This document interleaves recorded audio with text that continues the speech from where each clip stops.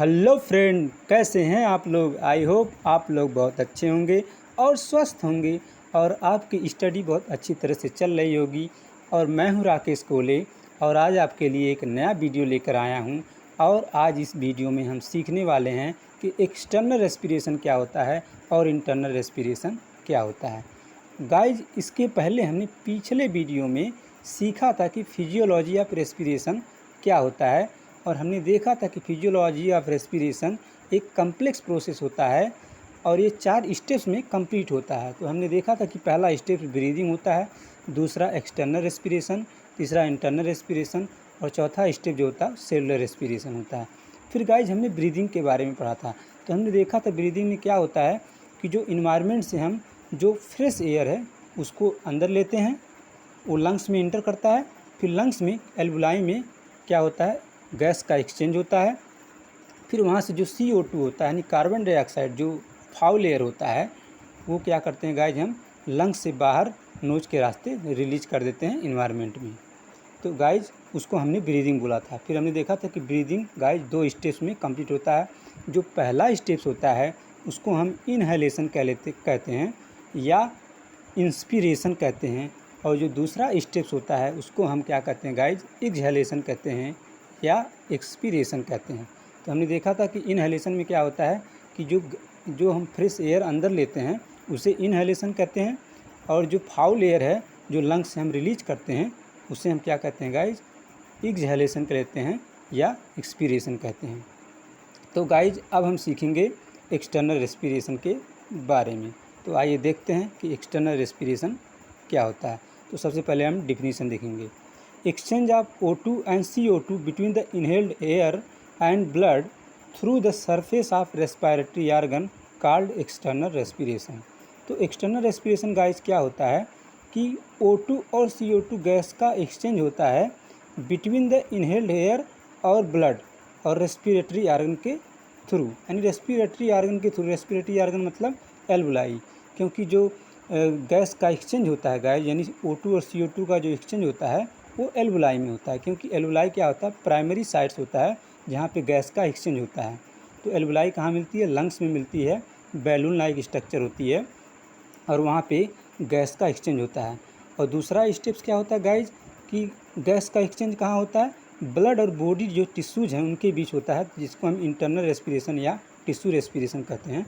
तो उसको हम बाद में देखेंगे। तो पहले हम एक्सटर्नल रेस्पिरेशन के बारे में बातें कर रहे हैं। तो एक्सटर्नल रेस्पिरेशन क्या है गाइज, हमने ये देख लिया कि O2 और CO2 का जो एक्सचेंज है ब्लड और इन्वायरमेंट के थ्रू, इन्वायरमेंट के कंटेक्ट में, उसे हमने क्या बोल दिया, एक्सटर्नल रेस्पिरेशन बोल दिया। और फिर एक्सटर्नल रेस्पिरेशन में गाइज क्या होता है, क्या एक्सचेंजेज होती हैं, इसको देखते हैं। तो कह रहा guys, high partial pressure of O2 and CO2 in the blood supply to the lungs. तो गाइज क्या होता है इसमें, एक्सटर्नल रेस्पिरेशन में क्या चेंजेस होते हैं, जब हाई प्रेशर होता है O2 और CO2 का ब्लड में, तो जो O2 और CO2 होते हैं वो लंग्स में सप्लाई, वो क्या होते हैं गाइज, ब्लड के थ्रू लंग्स में सप्लाई कर दिए जाते हैं।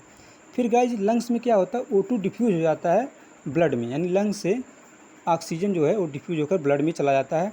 फिर जो 97% O2 है वो डिफ्यूज हो जाता है ब्लड में, यानी 97% O2 किस में, ब्लड में डिफ्यूज हो जाता है। और जो 3% और फिर वो क्या होता है गाइज, हीमोग्लोबिन से कंबाइन करता है। हीमोग्लोबिन कहाँ मिलता है, RBC में, रेड कलर का पिगमेंट होता है। फिर हीमोग्लोबिन से ऑक्सीजन कंबाइन करके एक अनस्टेबल कंपाउंड बनाता है जिसको हम ऑक्सी हीमोग्लोबिन बोलते हैं गाइज। तो अभी गाइज हम इसको डायग्राम से समझते हैं। ये एक एल्वुलाई है और ये एल्वुलाई से क्या हुए, एल्वुलाई का ये एक एल्वुलाई है और ये एल्वुलर की डक्ट है, और इस एल्वुलाई से क्या है, ब्लड कैपिलरीज अटैच है, ठीक है गाइज। और इस ब्लड कैपिलरीज में RBC प्रेजेंट है और ये एल्वुलाई की जो है वाल है। तो इसमें क्या होता है गाइज, देखिए एल्वुलाई में क्या हो रहा है, ऑक्सीजन इंटर कर रहा है और कार्बन डाइऑक्साइड क्या हो रहा है, एल्वुलर डक्ट से होते हुए बाहर जा रहा है, रिलीज हो रहा है। तो ये गैस का क्या हो रहा है, एक्सचेंज हो रहा है। तो जो एल्वुलर के सरफेस हैं इसके थ्रू क्या हो रहा है, ऑक्सीजन और कार्बन डाइऑक्साइड का क्या हो रहा है, एक्सचेंज हो रहा है, यानी एल्वुलर सरफेस से हो रहा है, ठीक है गाइज।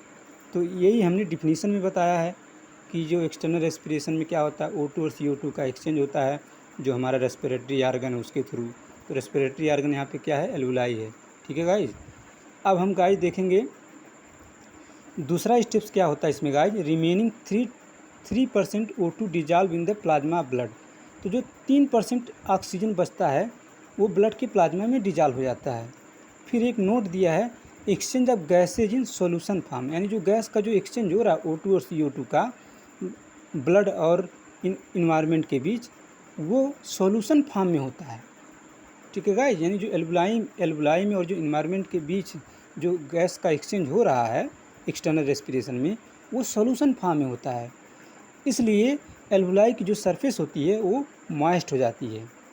अब हम गाइज देखेंगे कि इंटरनल रेस्पिरेशन क्या होता है। तो सबसे पहले हम डिफिनीशन देखेंगे।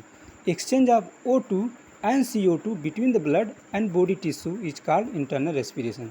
तो इंटरनल रेस्पिरेशन क्या होता है गाइज, O2 और CO2 का एक्सचेंज ब्लड और बॉडी टिश्यू के बीच, यानी टिश्यू और ब्लड के बीच जो O2 और CO2 का एक्सचेंज होता है उसे हम इंटरनल रेस्पिरेशन कहते हैं। और इंटरनल रेस्पिरेशन को हम टिश्यू रेस्पिरेशन कहते हैं। क्यों कहते हैं, क्योंकि ब्लड और टिश्यू के बीच O2 और CO2 का क्या हो रहा है, एक्सचेंज हो रहा है।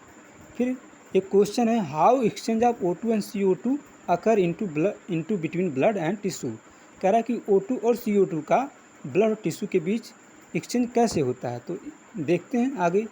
O2 in blood diffuse into tissue, यानी जो ऑक्सीजन होता है वो ब्लड से टिश्यू में डिफ्यूज हो जाता है, यानी ब्लड से इंटर करके टिश्यू में चला जाता है। फिर क्या होता है guys, CO2 diffuse into blood from the tissue because tissue have high CO2 concentration. फिर जो गाइज CO2 होता है वो डिफ्यूज हो जाता है, ब्लड में चला जाता है टिश्यू से, यानी टिश्यू में जो होता है गाइज क्या होता है, CO2 का कंसनट्रेशन हाई होता है। तो गाइज जो CO2 होता है वो टिश्यू से ब्लड में चला जाता है डिफ्यूज होकर के। फिर आगे क्या होता है गाइज, देखिए अब गाइज हम डायग्राम से देखते हैं। तो डायग्राम में क्या देखते हैं गाइज कि ये क्या है, ब्लड है, और ये ब्लड के बाहर जो है ब्लड सेल्स हैं, और ये ब्लड में RBC हैं। ठीक है गाइज। तो देखते हैं क्या होता है कि जो ये सेल्स है, ये जो बॉडी सेल्स है, तो इस बॉडी सेल्स में माइटोकॉन्ड्रिया मिलते हैं, और ये ब्लड कैपिलरीज होती हैं। ठीक है गाइज, और ये RBC है। तो ये जो ब्लड बॉडी सेल्स हैं, इस बॉडी सेल से जो इसमें कार्बन डाइऑक्साइड है वो RBC में इंटर कर जाती है। फिर RBC में जो ऑक्सीजन होता है, यानी जो ब्लड में ऑक्सीजन है, RBC में जो ऑक्सीजन है वो कहाँ चला जाता है, माइटोकॉन्ड्रिया में चला जाता है। ठीक है गाइज, यानी सेल में इंटर करके फिर माइटोकॉन्ड्रिया में चला जाता है। फिर वहाँ से ऑक्सीजन जो है क्या करता है, ग्लूकोज से कंबाइन करके क्या बनाता है, ATP बनाता है और कार्बन डाइऑक्साइड बनाता है। फिर वो कार्बन डाइऑक्साइड सेल से किस में, ब्लड में चल जाता है। तो ये कहाँ क्या हो रहा है गाइज, एक तरह देखा जाए, यानी O2 और CO2 का डिफ्यूजन हो रहा है।